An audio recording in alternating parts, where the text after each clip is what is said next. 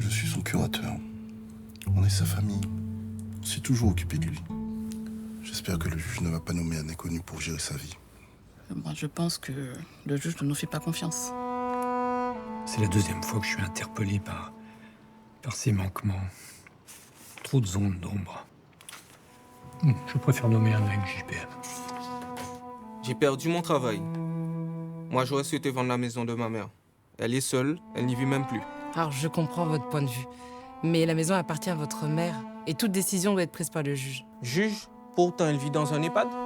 Tôt ou tard, faudra vendre pour financer son hébergement. Mais sa maison est en location, donc son hébergement est financé. Mon rôle n'est pas de répondre aux attentes familiales. Toutefois, je vous invite à faire part de votre requête au juge.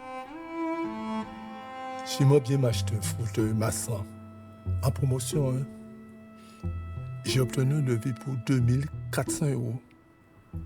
Ça me fera du bien pour mon mal de dos. On va voir ensemble. On doit faire attention à votre budget en priorisant vos besoins.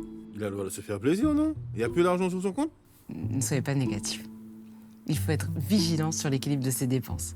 On va voir ensemble s'il est possible de le programmer dans un achat futur. Le mandataire judiciaire agit sous contrôle du juge. Il accompagne sans imposer, protège sans remplacer. Il ne peut pas tout faire, mais il fait l'essentiel. Préserver la dignité et les droits de la personne. Le mandataire judiciaire n'est pas contre la famille. Il collabore avec elle pour protéger les intérêts de la personne fragile. Informez-vous sur